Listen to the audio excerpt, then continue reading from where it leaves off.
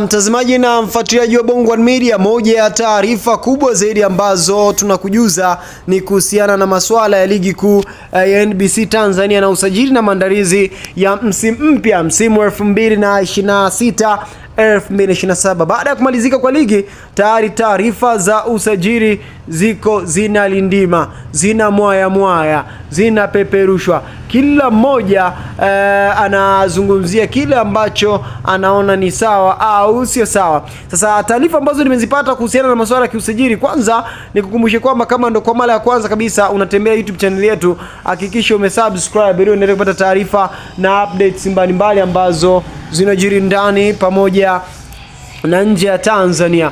Unaambiwa kwamba ni deal done.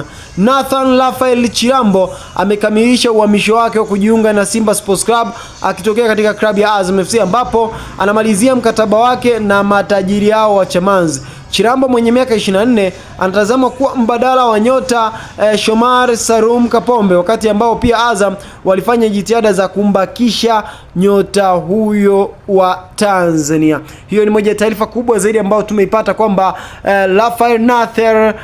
Nathaniel Raphael Chirambo kusajiliwa upande wa klabu ya Wekundu Msimbazi Simba, akichukua nafasi ya Shomari Kapombe. Hii ni moja ya taarifa kubwa zaidi ambayo sitaki kuiwekea maneno mengi, ila kilichobaki ni kuona, je, lini mchezaji huyo atatambulishwa ndani ya klabu ya Wekundu wa Msimbazi Simba. Huu unaweza kuwa ni usajili bora kabisa ambao klabu ya Simba Sports Club wamejipanga nao katika msimu wa 2026-2027. Usahau kwamba Simba kikosi walichonacho sasa wanahitaji mabadiliko machache kabisa.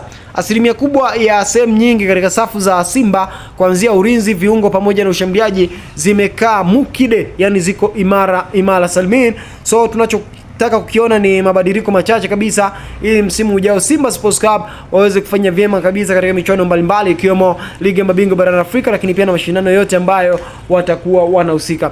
Usajili wa Nathaniel Chirambo ndani ya klabu ya Simba Sports Club unaupa big yes au big no? Ni sehemu yako tu ya kujidai katika upande wa comment section. Tukutane wakati ujao panapo majaliwa. Asante.